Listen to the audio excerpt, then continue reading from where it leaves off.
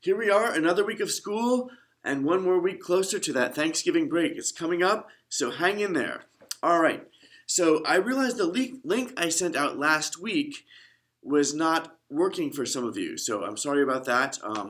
I talked to Mrs. Lang in first grade who had the same problem with her students, and apparently the link worked okay with a desktop or laptop, but not the iPad, so possibly iPads and Chromebooks, it didn't work.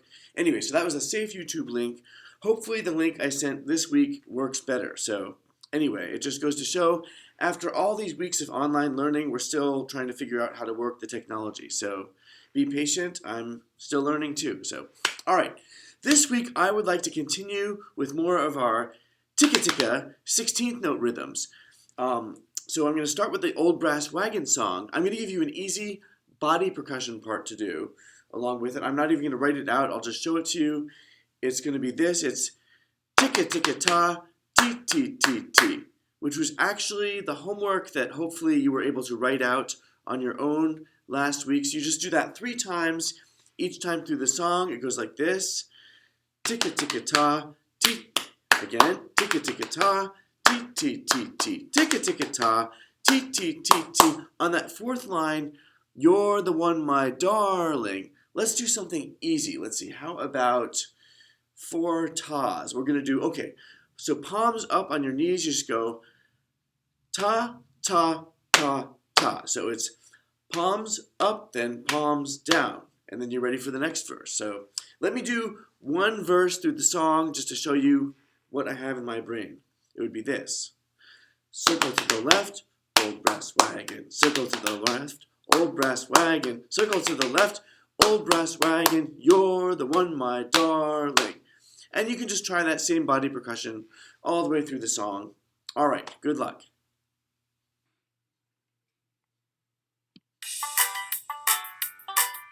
Circle to the left, old brass wagon. Circle to the left, old brass wagon. Circle to the left, old brass wagon. You're the one, my darling. Circle to the right, old brass wagon. Circle to the right, old brass wagon. Circle to the right, old brass wagon. You're the one, my darling. In and out, old brass wagon. In and out, old brass wagon. In and out, old brass wagon. You're the one, my darling. Swing, oh swing, old brass wagon. Swing, oh swing, old brass wagon. Swing, oh swing, old brass wagon. You're the one, my darling. Do-si-do, old brass wagon. Do-si-do, old brass wagon. Do-si-do, old brass wagon. You're the one, my darling. Promenade home, old brass wagon. Promenade home, old brass wagon. Promenade home, old brass wagon. You're the one, my darling.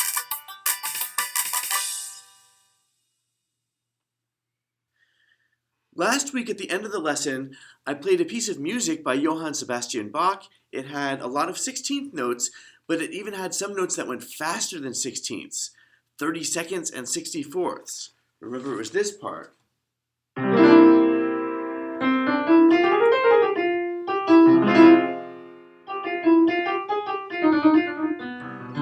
Anyway, so some of those were 32nd and 64th notes, but that was a part of the piece that went super slow. So normally 16th notes are like ticka ticka ticka ticka ticka ticka. 32nds would be ticka ticka ticka ticka ticka ticka, and 64ths are even faster.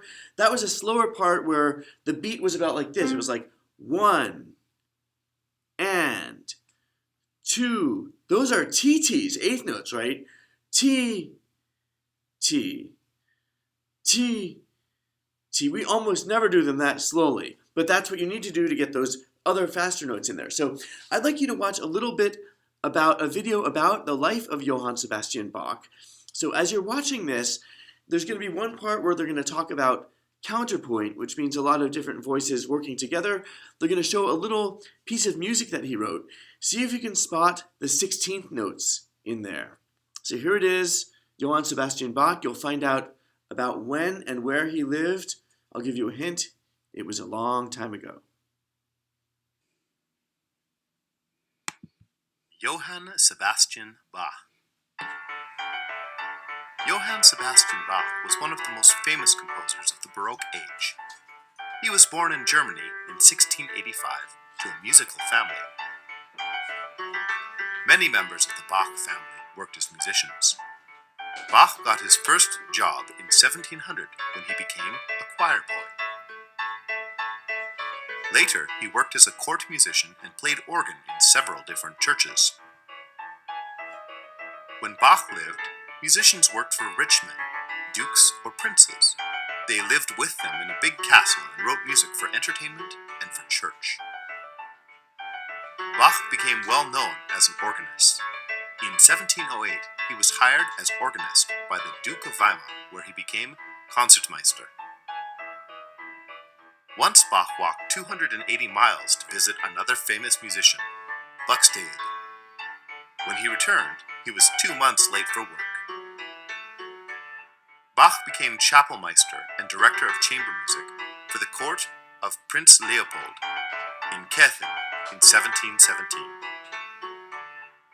Bach now had a chance to write music for ensembles and solo instruments, as well as the music for church services. During the 6 years he worked for Prince Leopold, he also wrote a book to teach his new wife, Anna Magdalena, and children the clavier. The clavier referred to any stringed keyboard instrument, harpsichord, clavichord, or the pianoforte, which was new in Bach's time. Minuet in G comes from these books.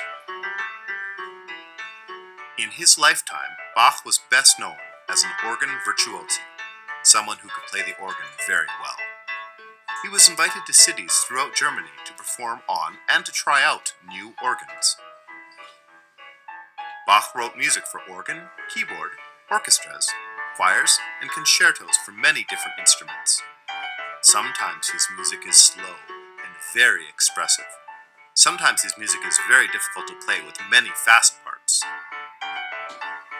Bach's music sometimes uses counterpoint. This is when there are two separate melodies that play at the same time. During his life, Bach was well known as an organist, but was thought of as an ordinary musician. His sons became more famous than he was. 100 years after Bach died, Felix Mendelssohn conducted a performance of Bach's St. Matthew Passion. This performance revived interest in Bach's music. Bach is now viewed as one of the greatest musical geniuses of all time.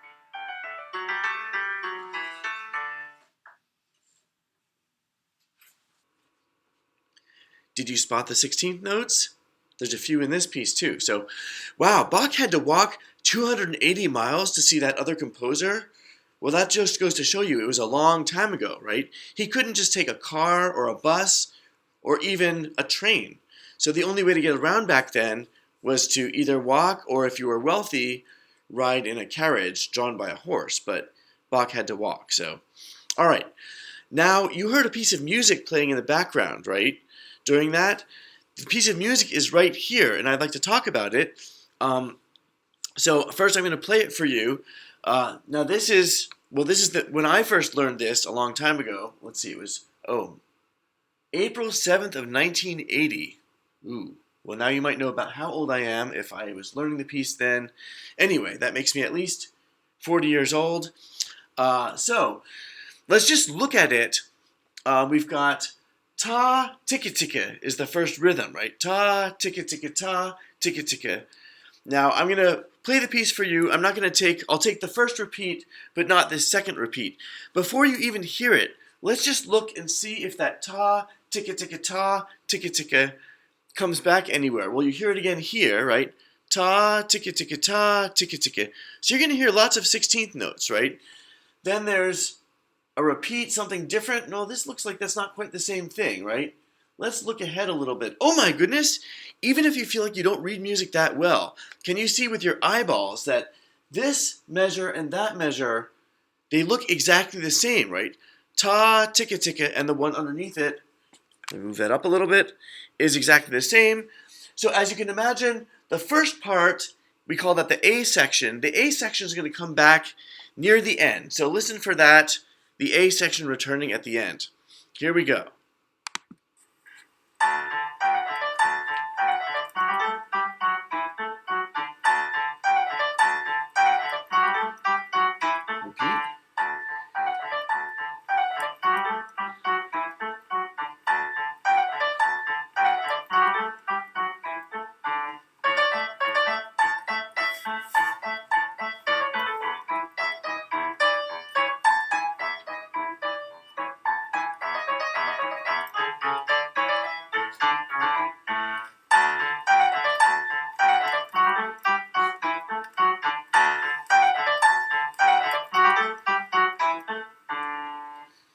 Good. So now normally you would take that repeat again. In the interest of time, I skipped it. So the basic form of this piece, because you're going to get to drum along with it pretty soon. So the basic form of it is A, then that repeats A. We call this B. That's definitely something different, right? Now B, notice in this B section there's a lot of eighth notes. T, T, T, T, T, T, T, T. You're going to have a drumming part that's got a lot of TTs.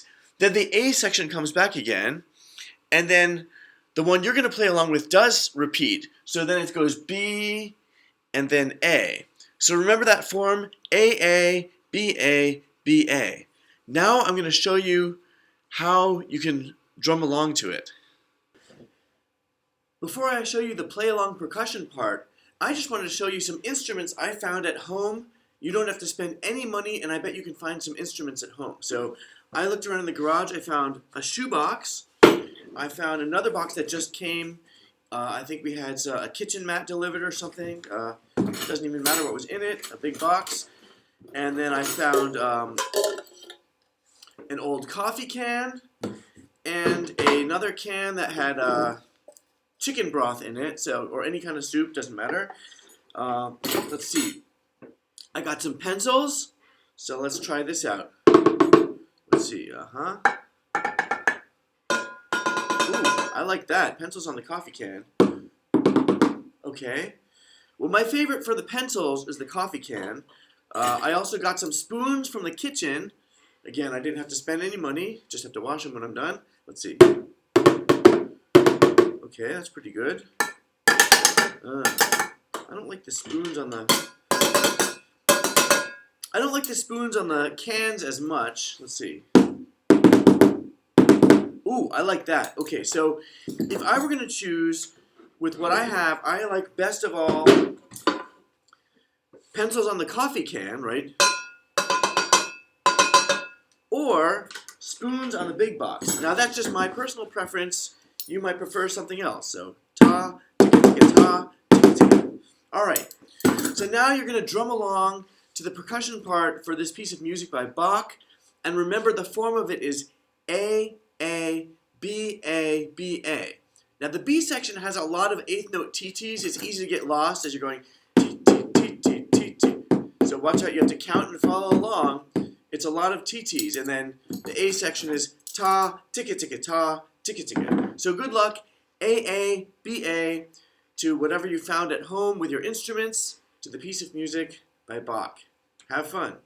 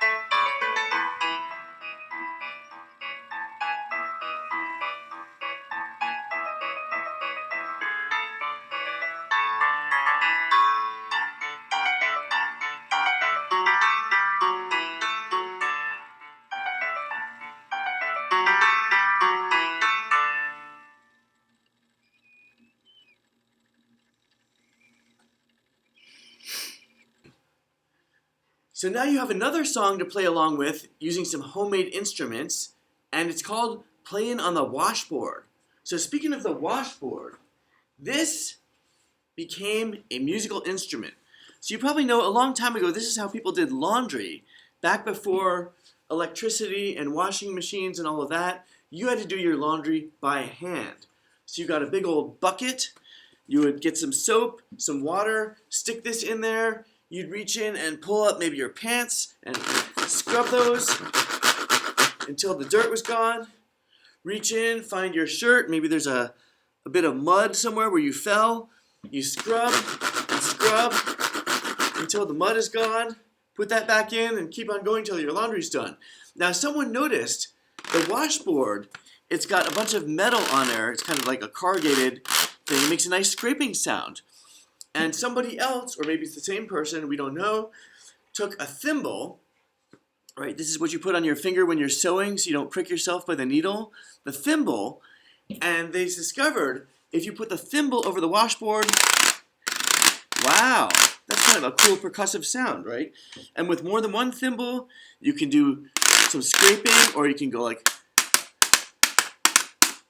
tap and scrape, all kinds of stuff. So this is an example of an instrument that was not designed as a musical instrument, but it became one just because people turned it into one. So it just goes to show you, you don't need money to make music. You can just look around with what you have and go crazy. So, all right. So for the song Playing on the Washboard, it's got some singing, and then there's going to be 3 16-beat instrumental breaks. That's your chance to make up something. So for the 16 beats, it doesn't matter what you do. So it's basically like 4 times 4, right? 4 times 4 is 16. It's 4 measures of 4, or you can just count to 16. Either way, it doesn't matter. It's about this long. I'm going to make up one. All right. Here's how I would count it. Ready? And here I go. 1, 2, 3, 4, 2, 2, 3, 4, 3, 2, 3, 4, 4, 2, 3, 4. So that's how long you have for each of the instrumental breaks. Have fun. It doesn't matter if you don't have a washboard, any instruments you find at home, and if you're not at home, you can also bang on your knees or even air drum. But to me, it's more satisfying to make a sound. So have fun playing on the washboard.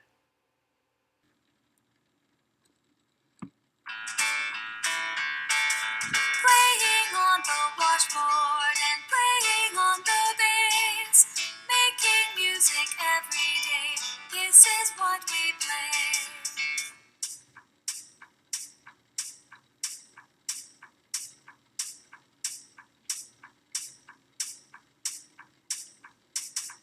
Playing on the washboard and playing on the bass, making music every day.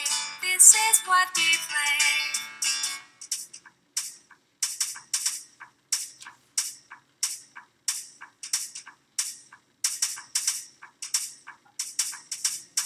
Playing on the washboard and playing on the bass, making music every day. This is what we play.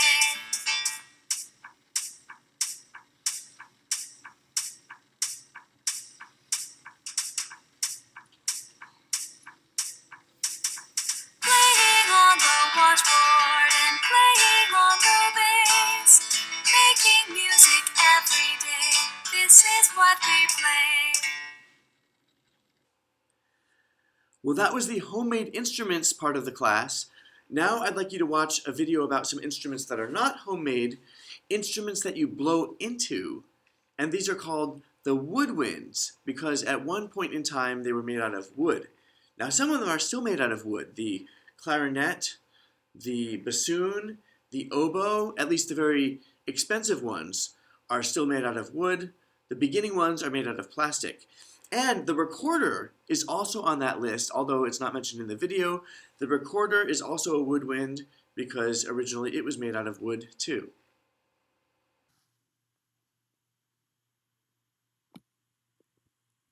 The instruments of the orchestra are grouped into families. The members of the woodwind family, except the saxophone, were once made of wood. The flute was once made of wood. Today it is made of silver or other metals. To play the flute, you blow across the tone hole just as if you were blowing across the top of a pop bottle. The clarinet is made of wood or plastic. The sound is made by the vibrating of the reed, a piece of cane that is fastened to the mouthpiece. The oboe is made of wood or plastic. The oboe has a nasal sound made by the double reed, 2 pieces of cane that are tied together. The bassoon is made of wood or plastic. The sound on the bassoon is also made by a double reed. Because the bassoon is larger than the oboe, it plays lower notes. The saxophone is not made of wood, it is made of brass. The saxophone was invented by Adolphe Sax. He took a brass body and put a woodwind mouthpiece and reed onto it. Because it has a woodwind mouthpiece and reed, it is called a woodwind. The saxophone is used in concert bands and marching bands, but is only used occasionally in the orchestra. Can you name these woodwind instruments?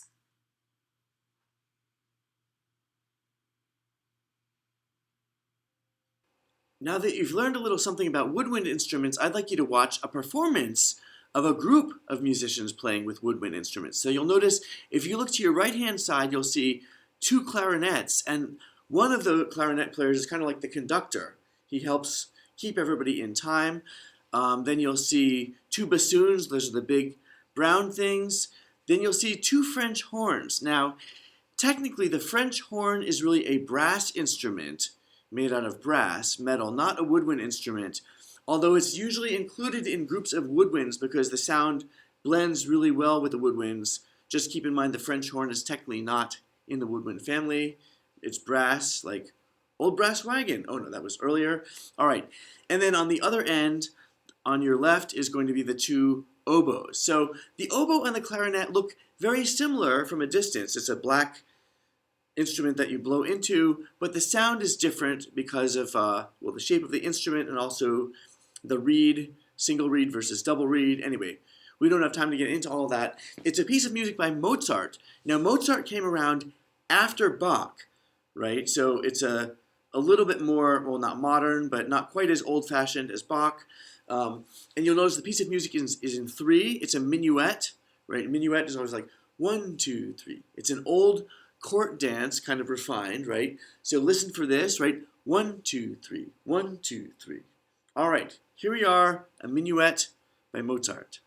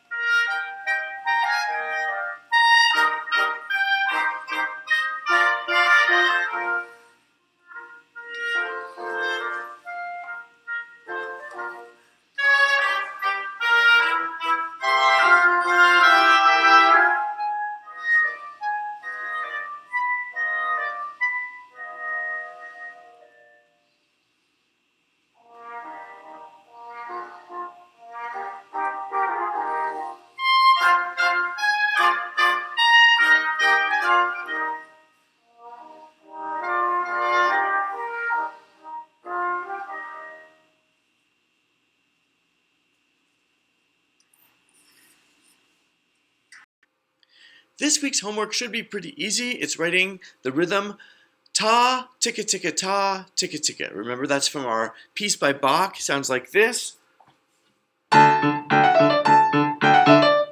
Right, the beginning of it. Ta, ticka ticka ta, ticka ticka. So let me do it for you. I'll show you. You start with the ta. By now you should all know how to do this. You make a note head, you fill it in. Ta, right? We've seen that quite a few times. Ticka ticka is just 4 of these and joined with 2 beams at the top, like this. Let's see, I'll keep them together. Ticka, ticka. Make sure I do it up on the right with the stems. And here's where I have to be careful. I make sure I join them with not just 1 beam, because that's T, T, T, T, but I want 2 beams at top. So that's ticka ticka, right? Ta, ticka ticka. Now I just need to do the same thing again. Here we go, ta. I'm going kind of fast, but should be pretty easy. All right.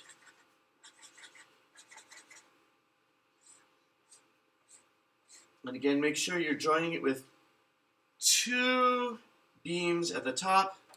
There's our rhythm. Ta, ticka ticka ta, ticka ticka.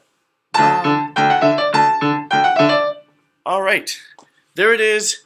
More 16th note practice. I'll see you next week.